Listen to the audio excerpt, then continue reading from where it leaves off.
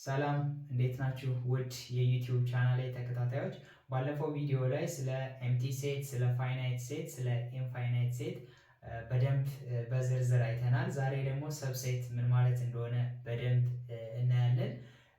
አንድ ሴት ለሌላ ሴት ሰብሴት እንዴት ነው መሆን የሚችለው፣ እንዲሁም ሰብሴቶችን እንዴት ከአንድ ሴት ውስጥ መዘርዘር እንችላለን የሚለውን ነገር በደንብ እናያለን።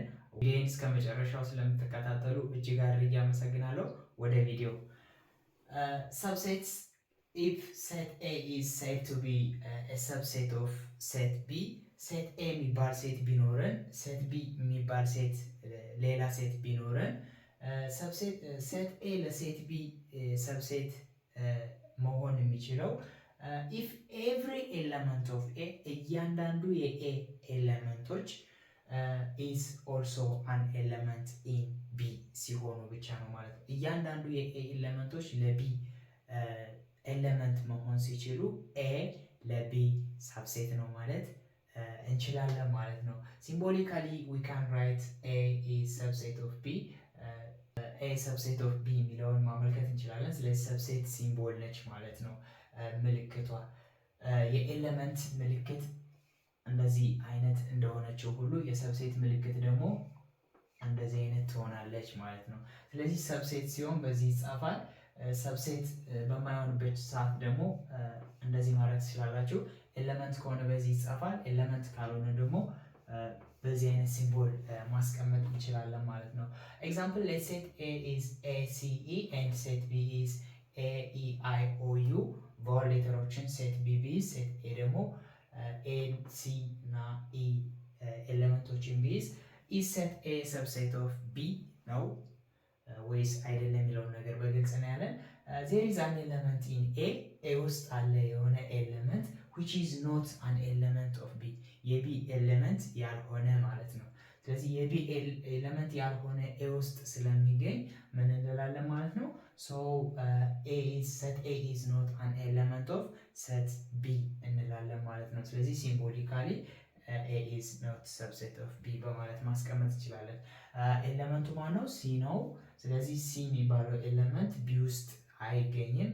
ስለዚህ እያንዳንዱ ኤሌመንት ቢ ውስጥ መገኘት ስላለበት የሴት ኤ ስለዚህ ይሄ ሴት ሲ የሚባለው ሌተር ቢ ውስጥ ስለማይገኝ ሰብሴት ነው ማለት አንችልም ማለት ነው።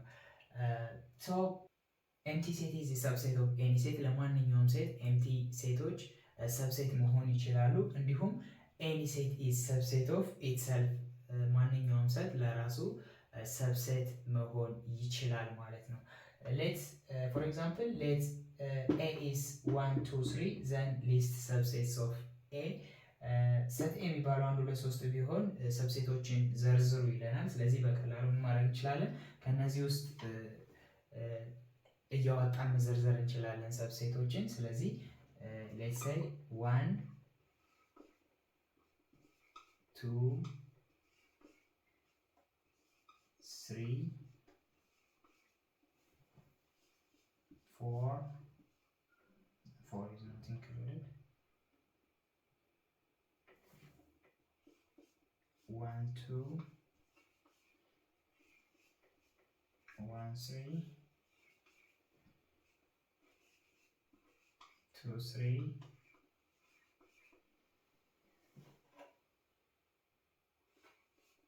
1 2 3 7 and empty set። ቪዲዮን እስከ መጨረሻ ስለተከታተላችሁኝ እጅግ አድርጌ አመሰግናለሁ። በሌላ ቪዲዮ እንድንገናኝ ሰብስክራይብ፣ ላይክ፣ ሼር እንዳይረሳ። ባይ ባይ።